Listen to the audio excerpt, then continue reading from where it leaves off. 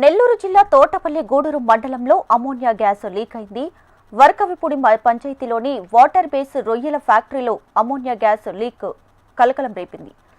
దీంతో ఫ్యాక్టరీలో పనిచేసే 10 మందికి పైగా కార్మికులు తీవ్ర అస్వస్థతకు గురయ్యారు. ఊపిరాడక సిబ్బంది పరుగులు తీశారు. అమోనియా గ్యాస్ వాసన సమీప గ్రామాలకు పాకడంతో స్థానికులు భయాందోళనకు గురయ్యారు. ఇక అస్వస్థతకు గురైన కార్మికులను నెల్లూరులోని ప్రైవేటు హాస్పిటల్కు తరలించి చికిత్స అందిస్తున్నారు. అందులో ఓ యువకుడి పరిస్థితి విషమంగా ఉంది. దీంతో అతన్ని మెరుగైన వైద్యం కోసం కార్పొరేట్ హాస్పిటల్కు తరలించారు.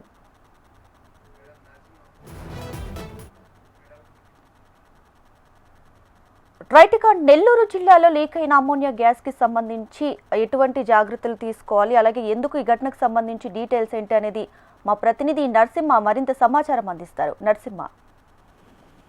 దీపిక, నెల్లూరు జిల్లా తోటపల్లి గూడూరు మండలం అనంతపురంలోని వాటర్ బేస్ అంటే వరకవిపూడి అనేటటువంటి గ్రామం పక్కన ఈ వాటర్ బేస్ పెద్దది ఉంటుంది. ఒకప్పుడు అంటే వాటర్ బేస్ తో పాటు తాపర్ లాంటి పెద్ద పెద్ద గ్రూపులన్నిటి కూడా ఈ ప్రాంతంలోనే ఉండేవి.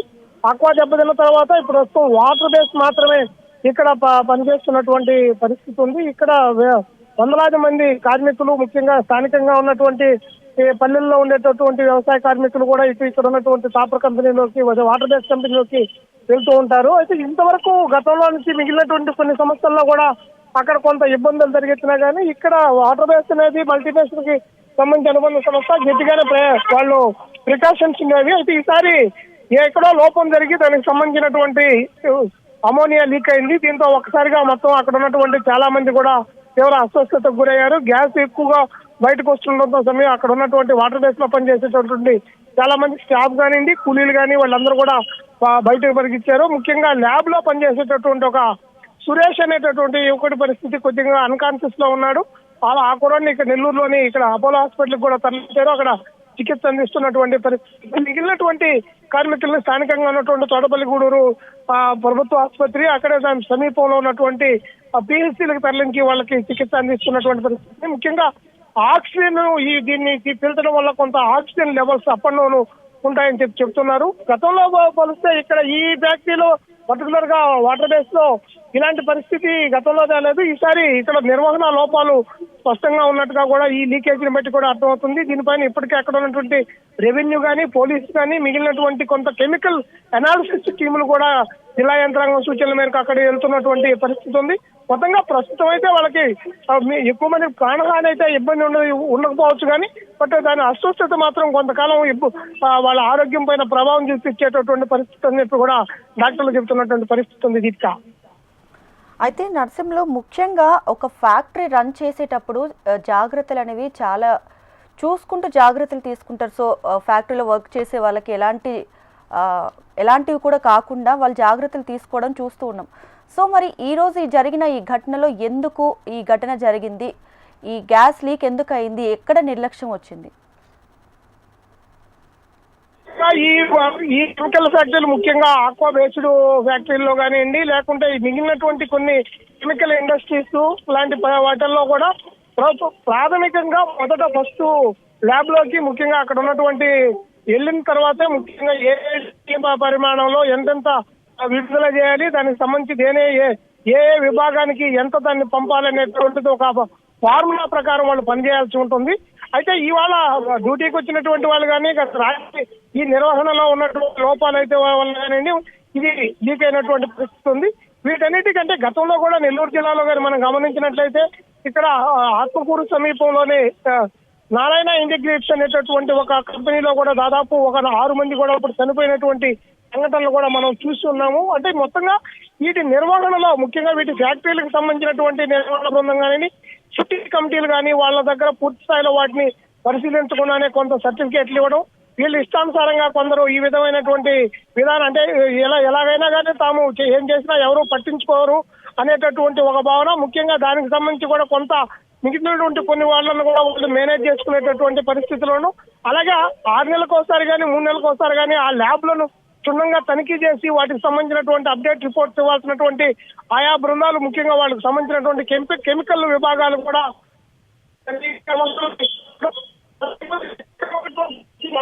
బయట చాలా ఉండుంటాయి కూడా. ఏదైనా అయితే దొరికితే దొంగ లేకుంటే దొర అన్నట్టుగా ఈ రోజు ఇది బయటకు వచ్చింది కాబట్టి దీనికి సంబంధించినటువంటిది ఈ రోజు బ్లాస్ట్ అయినటువంటి పరిస్థితి ఉంది.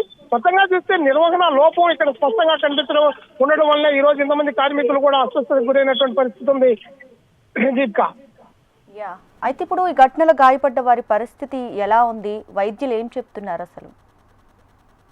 వాటికి సంబంధించి మిగిలిన అక్కడ అస్వస్థకు గురైనటువంటి వాళ్ళు ఉదయం వాళ్ళు అక్కడ ఉన్నటువంటి ల్యాబ్ లోకి వెళ్ళినటువంటి వాళ్ళు, ఫ్యాక్టరీలోకి వెళ్ళినటువంటి వాళ్ళు అందరూ కూడా అస్వస్థకు గురైనటువంటి మరుక్షణమే అక్కడ ఉన్నటువంటి లోకల్ గా ఉన్నటువంటి వాళ్ళ అంబులెన్స్ కానీ వాళ్ళ వెహికల్స్ తో ఒకటి నాట సమీపంలో ఉన్నటువంటి వైద్య కేంద్రాలకు తరలించారు. ముఖ్యంగా ఈ యంత్రి అంటే అమోనియా లీక్ వల్ల ఊపిరాడకుండా కొంత అస్వస్థకు గురవుతారు. వాళ్ళని ప్రశాంతమైన ప్రదేశంలో ఆక్సిజన్ లెవెల్స్ కరెక్ట్ గా ఉండేటటువంటి ప్రదేశాలకు అక్కడ తరలించడం, తర్వాత ఇమీడియట్ గా వాళ్ళకి ఆక్సిజన్ కూడా సపోర్ట్ ఇవ్వడం వల్ల కూడా వాళ్ళు ఇబ్బందుల నుంచి బయటపడేటటువంటి అవకాశం ఉంది. ప్రస్తుతం అయితే అదే పరిస్థితిని వైద్య బృందాలు కూడా అనుసరిస్తున్నటువంటి పరిస్థితి కూడా ఉంది. కొందరిని మాత్రం కొద్దిగా ఇబ్బందిగా ఉన్న వాళ్ళని కార్పొరేట్ హాస్పిటల్ తరలించారు. వాళ్ళలో సురేష్ అనేటటువంటి ఒక ల్యాబ్ లో ఉన్నటువంటి కానీ అక్కడ పనిచేసేటువంటి యువకుడి పరిస్థితి కొంత ఇబ్బందికరంగా ఉండటంతో మెరుగైన వైద్య సేవల కోసం అందించినటువంటి ఇది కూడా అక్కడ మనకు కనిపిస్తుంది. మొత్తంగానైతే ప్రస్తుతం ఉన్నటువంటి తాజా ఇంతవరకు ఉన్నటువంటి సమాచారం ప్రకారం అయితే ప్రాణహాని ఉండదు, కానీ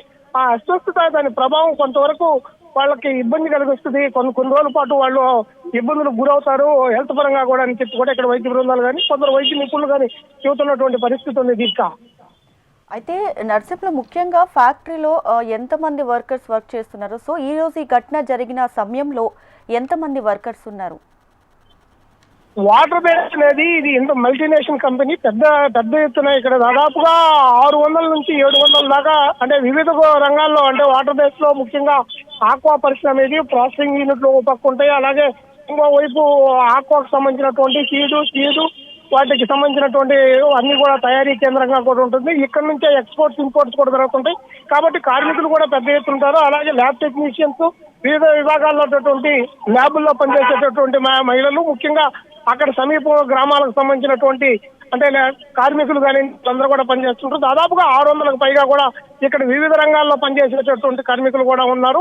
వాళ్ళందరూ అంటే అందరికీ ఎఫెక్ట్ కాలేదు. ముఖ్యంగా ల్యాబ్ దాని పరిసర ప్రాంతాల్లోని ప్రభావం కల్పించింది కాబట్టి మిగిలినటువంటి వాళ్ళందరినీ కూడా దూరంగా పంపించేసి దానికి సంబంధించినటువంటి తర్వాత అంటే సంఘటన జరిగిన తర్వాత కొన్ని ప్రికాషన్స్ అయితే వాళ్ళు తీసుకుంటున్నటువంటి పరిస్థితి ఉంది దీపిక.